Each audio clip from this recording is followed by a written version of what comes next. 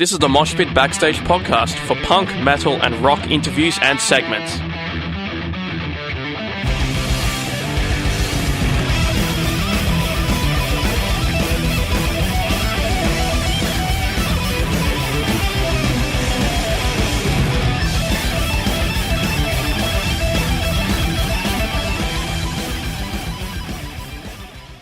Hi, this is Johan Hegg from Amon Amarth, and you are listening to the Moshpit on Sin.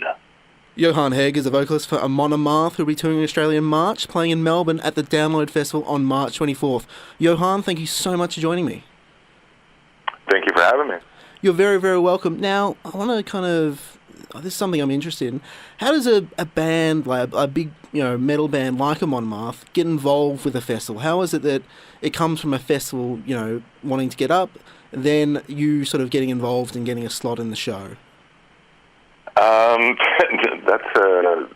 I think that's a story of the festival wanting to try to build a strong, diverse package, and they reach out to the bands that they kind of want to have on there, I assume.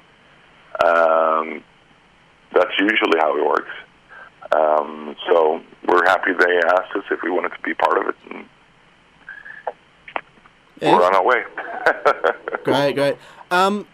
Now, Australia is we often feel like we're sort of struggling to build a really good sort of festival scene. We've got a lot of sort of more local ones, but Europe seems really, really great at holding these really massive festivals. What is, from the perspective of a band, what do you think goes into making a really good, successful festival?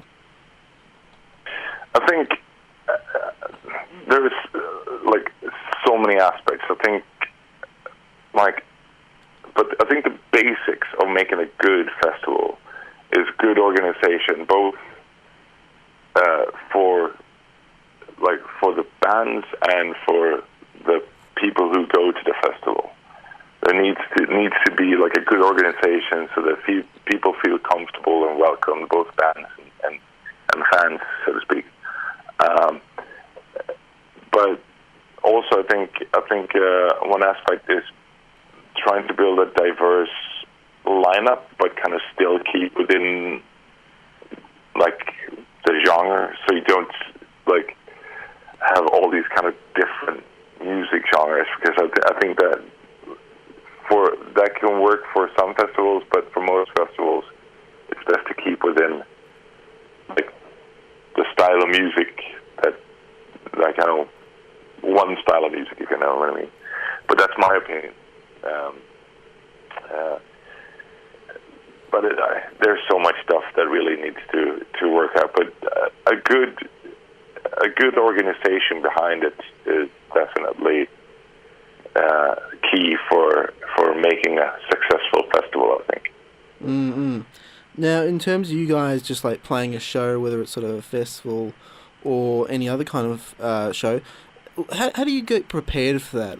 In the sort of hours leading up for it to going on stage, how do you kind of get in the headspace, the physical space?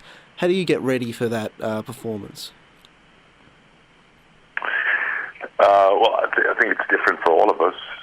Everybody has their own little routines and stuff like that. I usually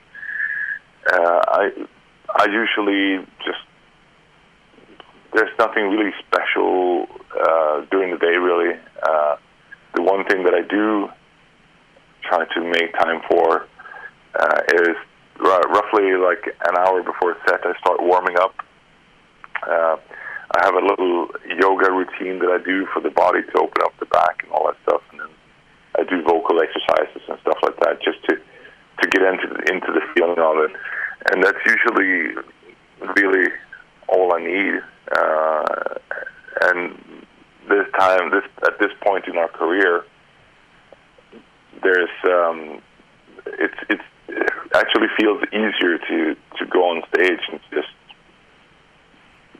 be present and go hard, go all in, no matter what kind of day you've had.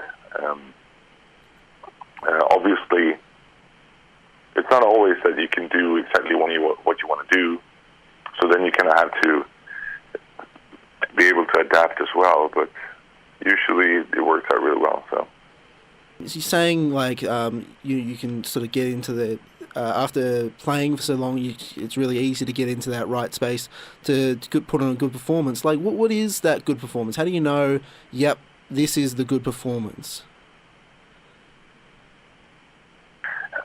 It just usually just feels right. One of the main things for me is if I get the connection with the audience. If I have that, then I know it's a good performance. Maybe the other guys would answer something different, but that's the key for me. Usually, if I don't have the connection to the audience, I feel that I kind of failed as a frontman. But it doesn't happen very often, actually, that I feel that. So usually, I do feel that it works out really well. And I think one of the key factors to that is that we always try to. I'm not sure how to explain it, but we try to talk with the audience, not to the audience.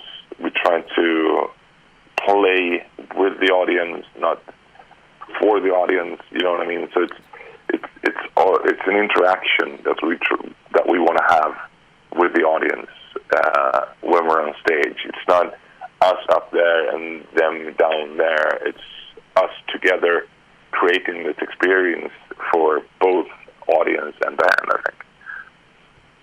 That's really interesting. It's kind of like, yeah, even though it's sort of you putting on the show, it works both ways. That you both get involved in your own sort of different ways, and that what sort of makes the night special. I think so. I think that's what. I mean, I grew up in the '80s. You know, going to see bands like Iron Maiden, you know, for instance, who are excellent at bringing the audience into the show and making the audience part of the show, and that's what I love, and that's what we all love. So that's kind of what we try to do as well, without actually like maybe imitating them, but to do it in our own way. With the latest album, Viking, it's sort of like a narrative across all the songs. Is there sort of any difficulty like playing the songs individually, sort of cutting them out of the broader scope of the album as a whole, and just sort of playing them on their own? Actually, when we started the project of doing the concept album, Viking, one of the main things we've said from the very start was that we need to write these songs so that we can take them out of context and that they can stand on their own anyway, both musically and lyrically. And I think we succeeded really well with that. All the songs are little stories in themselves that work, but if you connect them, you get the bigger story. So that was actually one of the things we thought about when we wrote the album, and I think we did pretty well doing so. So there's it doesn't feel weird to take a song out and play it by itself. You guys recently released an app, which is a sort of a novel thing for a metal band to do. I don't know if many others have done it. Talk a little bit about how that came about. It was just one of those fun ideas that I had to release, to do like a mobile game, and I think one of the main ideas is I think we were approached by a company who wanted to do a game with us, and they said like, "What's your idea? Like, what should we do? Are you interested?" And we said, "Yeah." And as we were talking about it, we said, like I said before, we grew up during the '80s, with Nintendo and Commodore 64 and all that stuff. So we kind of wanted to do like an old school looking platform game. And with the 8-bit music, and all that stuff. So that's what we did. I think it's the game is absolutely fantastic. It really has that old school platform feel to it. It's just the right amount of challenging to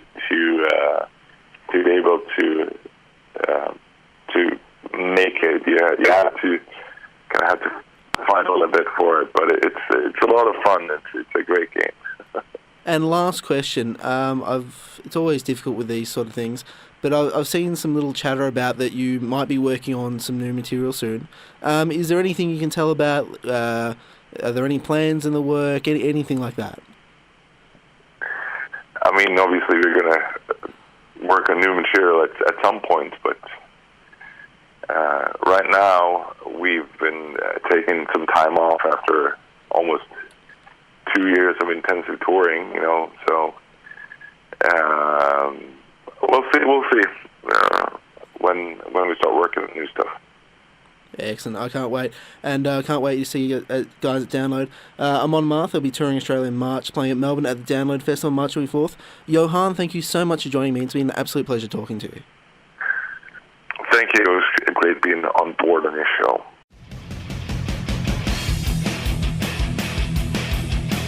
Thanks for listening to the Moshpit Backstage podcast. You can subscribe to us on iTunes and Omni. To find out more about the show, go to www.syn.org.au/moshpit. Like us on Facebook at facebook.com/moshpitonsin and follow us on Twitter and Instagram at moshpitsin. The regular Moshpit radio show broadcasts punk, rock and metal tunes and interviews every Thursday nights on SYN 9.7 on FM and digital radios. Listeners outside of Melbourne, Australia can stream SYN 9.7 online at www.syn.org.au. Thanks to Vintage Ruin for the music. Hi, this is Tommaso from Flashgun Apocalypse. Hi, I'm Enid from Girls Go. I am Phoebe Pinnock from Heaven the Axe. Hey, this is Gary Oldmead of the Misfits. Hey, this is Kat Sproul from Horizon's Edge, and you're listening to the Moshpit on SYN FM.